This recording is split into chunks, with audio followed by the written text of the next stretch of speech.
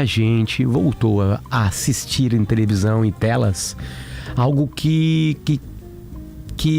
lembra nos leva para aquele lugar, nos leva para maio. O que vivemos aqui no finalzinho de abril e quase todo maio, né? Que está acontecendo em Valência.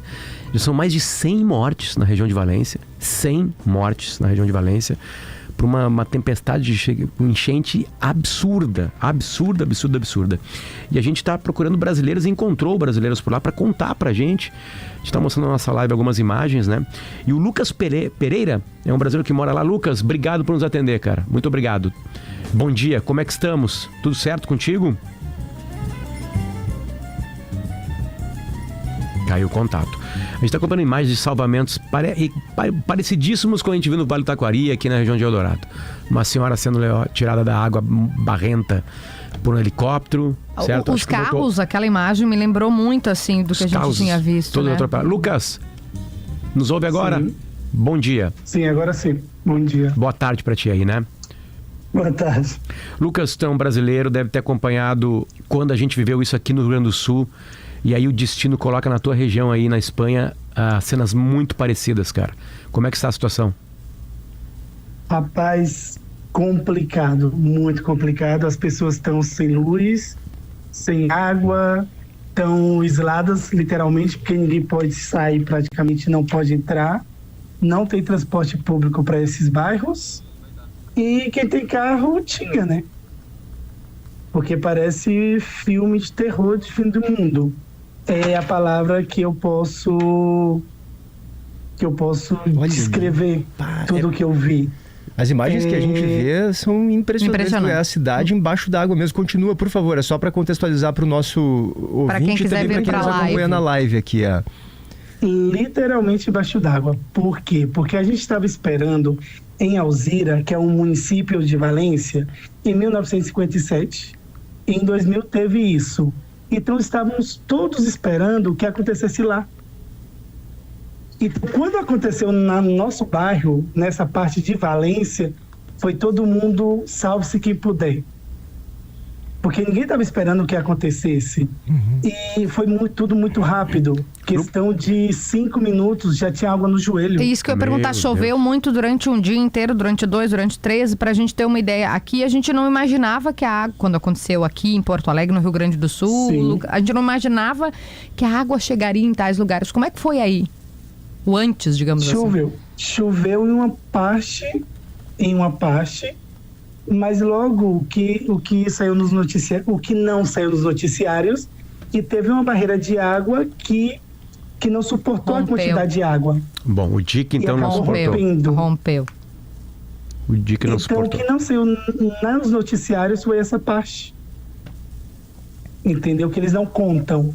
Mas quando isso rompeu, as saídas de água, gente, foi coisas... Imagina os canteiros de água que sai água da chuva, a água voltar em mais ou menos quase 2 metros de altura.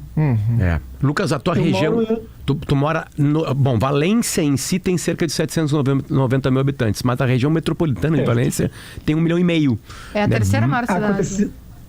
Isso. Não aconteceu em Valência, capital. Aconteceu nos municípios ao redor. Eu moro a 5 minutos de Valência, capital.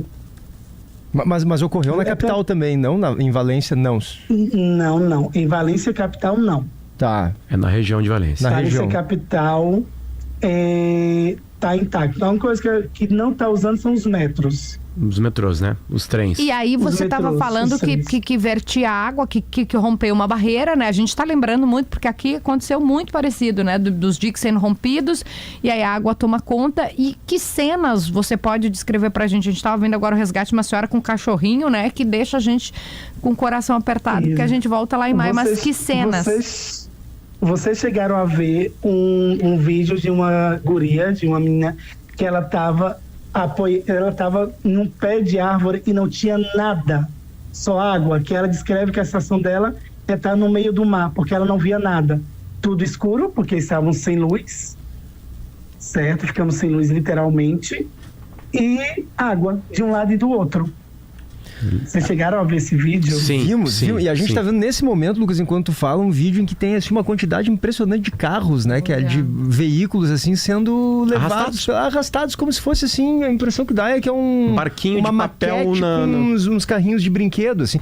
E as imagens, elas são muito impressionantes, claro, mas elas seriam quase inéditas para nós se a gente não tivesse vivido, a gente volta Kelly, em maio. algo muito próximo aqui do nosso lado e na nossa própria cidade, mas o que a gente viu no Vale do Taquari em relação à violência da correnteza. Vai lembrar, a região de Valência tá muito mais parecida com a violência do Vale do Taquari. Por causa Porque da correnteza. aqui foi enchendo, como eu falo, o Stout usa essa comparação, enchendo lentamente como uma piscina, né? Daí a água vem pro menino Deus, daqui a pouco toma. Eu só queria, Potter, desculpa, pedir pro Lucas, só para complementar o que a gente estava falando, que é pro Lucas explicar pra gente o fenômeno aí, como é que ocorreu. É por causa de um rio também, né, Lucas? Claro, a chuva muito forte e o rio subiu. É o rio Túria, se não me engano. Exato. O rio Túria, ele passava ele cortava Valência. Tá. Anos atrás. Então, e quando tinha muita chuva, alagava todo o centro de Valência. Então, o que eles fizeram? Eles conseguiram tirar o rio, então o rio agora cerca a Valência por fora. Sim, eles canalizaram o rio para a borda da cidade, né? Exatamente. Então, quando acontece esses fenômenos, já não atinge Valência, atinge ao redor de Valência.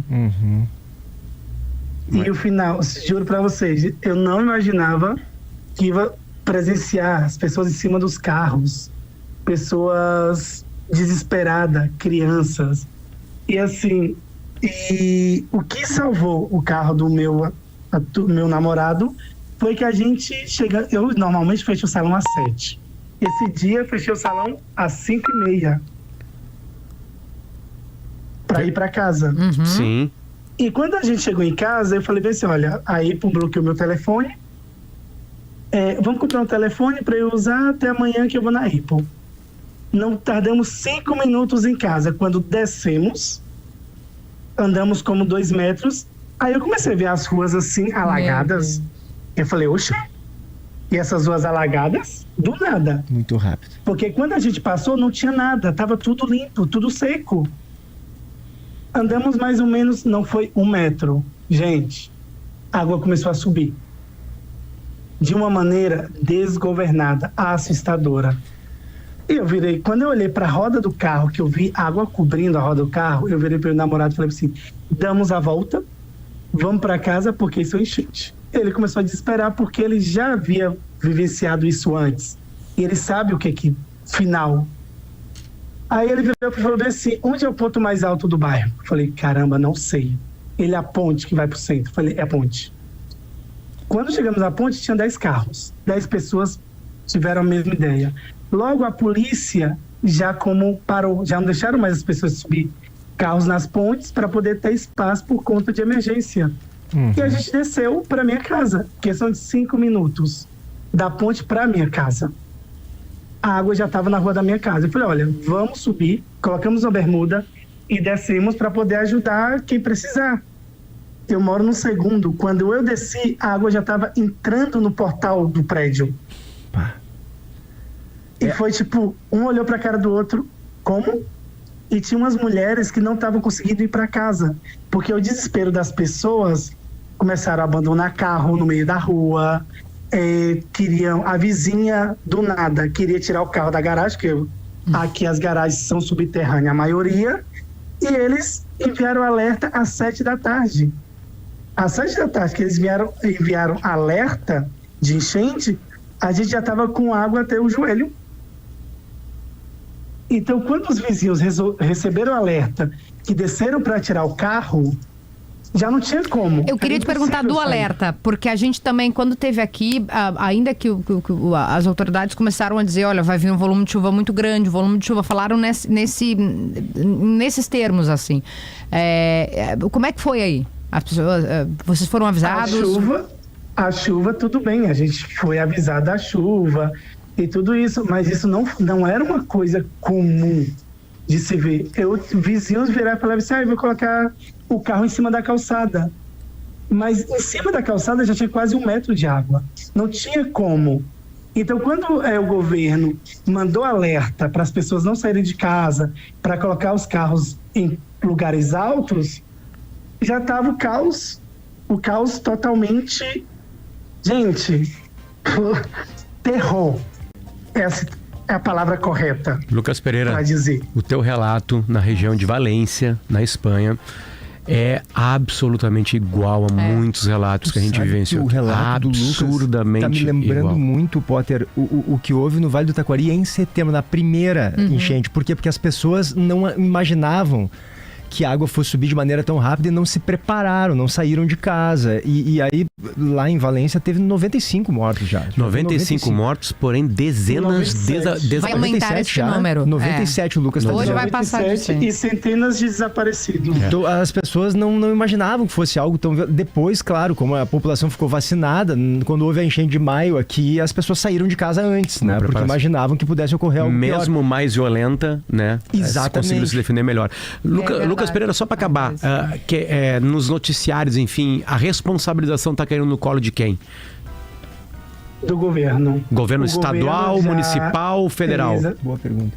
O governo estadual já foi decretado que todas as percas vão ser reconstituídas pelo governo. O governo vai pagar pelas percas do bens materiais, tudo isso. Governo do Porque foi estado. considerado como o governo do estado, como uma catástrofe. Ok. Mas porque ele, de alguma forma, era responsável por essa estrutura, Lucas, pelo dique que rompeu, por exemplo? Aí a pergunta que não quer calar. Tá. Ninguém fala. Ninguém diz que é, claro. Uhum. A mesma coisa. Ninguém fala. Ontem pela manhã, quando a água já tinha baixado, que a gente foi pegar o carro para eu poder sair do bairro, que a gente só podia sair, ninguém pode entrar, são filas quilométricas Meu Deus. de carros empilhados. A gente tá vendo aqui exatamente igual, aqui parecia um cemitério de carros. Lucas Pereira, era essa quando a você- sensação que nós tínhamos. Quando você fala daí, as imagens vão descrevendo exatamente, tá falando. Não, eu Lucas, vou te dizer o que vai acontecer, viu, Lucas? Essa coisa do governo. Depois vai haver uma discussão sobre quais foram os governos que não investiram em prevenção. Então vamos ficar dizendo, não, mas o governo anterior não fez uma obra, daí o anterior não fez uma obra, o anterior não fez cuidou uma do que já obra. Quem tinha. deveria ter cuidado? Por que ninguém pensou? Por que rompeu o dique que ninguém pensou que deveria ter sido feito uma estrutura melhor? Aqui a gente ainda está vivendo isso. Perfeito. Lucas Pereira, muito obrigado, cara. Te cuida aí, tá? Obrigado pelo teu relato com a gente aqui. Nada. Um abraço. Tchau. Outro. Que tristeza, né? Exatamente a mesma coisa.